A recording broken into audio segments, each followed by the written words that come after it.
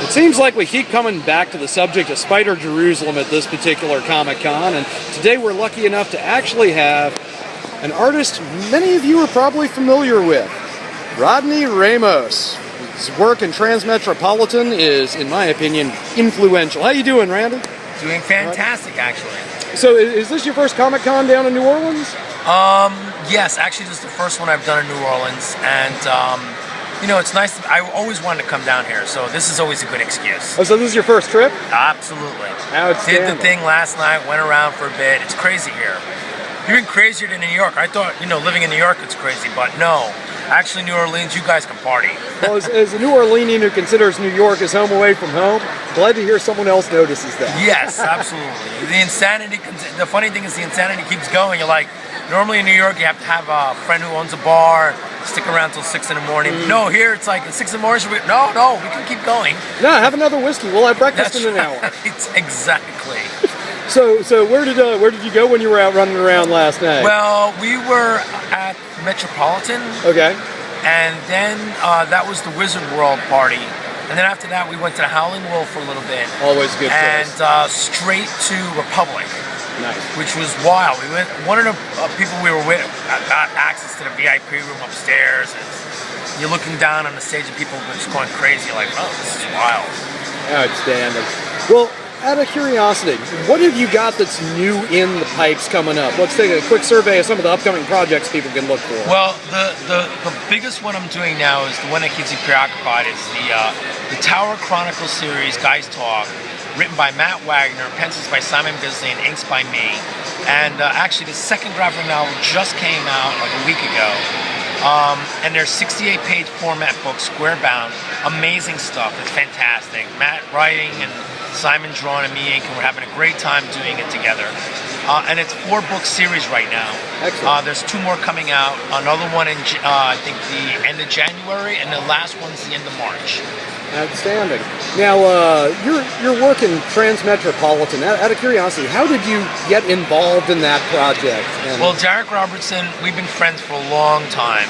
So, even before he was working on stuff, so we used to hang out, talk, and we always talked about doing something together. But the funny part about it, it ended up being how I was at a friend's house in San Francisco. She was getting married to this guy, and we were at his house, and he's talking, oh, you know this guy, Derek Robertson? I'm like, yeah, he's a good friend of mine. He goes, well, my brother hangs out with him all the time. He's this comedian named, like, Matt Weinhold. And I'm like, what?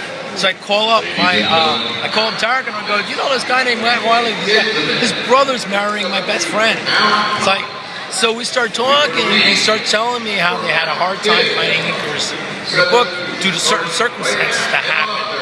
And I said, well, let me sample over it and see if it works out. We'll be working with it. It'll be great. So I ended up sampling on the book and ended up working with Derek. And we stayed on to the 56 issues straight on it. So what do you think your favorite moment was in working on that series? I think the whole entire time it was great. I don't remember. I mean, it was a very tight schedule because Warren Ellis was writing a lot. Yeah. So there were times it was very tight, so we were like stressed getting it out. But the whole entire run it was great. We didn't really want it to end.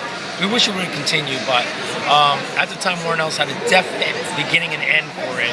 So that's why it ended at issue 60. Only later did he think about it and revisit the idea thing, and I wish I would have continued it because there was so much in the last 10 years or more of the political climate going on here in the States, particularly. We would have loved to write about it. Sorry about the background noise, folks. That's the disadvantage of live shooting. Yeah, it's crazy here. The guy loves to talk on that AP, I'll tell you. So, before we sign off, gonna hit you with 2 questions you probably don't get a lot. What's that? What's your favorite food? Favorite food is actually Indian. Outstanding. Any particular type? Tandoori? Like vegetable korma. Oh, the korma eyes me. And then I've got one question. I promised Ash Law on Google Plus I would ask of a few of the guests. He wanted me to ask people, what is best in life? What is best in life? Let's see. See, I don't think I can say that on camera. That's a good enough answer right there. So, Mr. Ramos, if people want to find the new graphic novel or keep up with your work, where would they look online? Well, you want to go to legendary.com, Legendary Pictures. That's their website. And they have their link for comics. They got a section for comic books where their graphic novels are coming out, because they got quite a few that they're going to be released soon in the next coming year. Excellent. Ours is the first big one. And you can go to Legendary Comics, or if you want to pick up the book, Comixology has it on their website. And it's also available in comic book shops. You just have to go and ask for it, get your copy. Outstanding. Well, you have a fantastic visit to New Orleans. Get in lots of trouble. Don't get caught. Wait, I'm doing it on the camera again.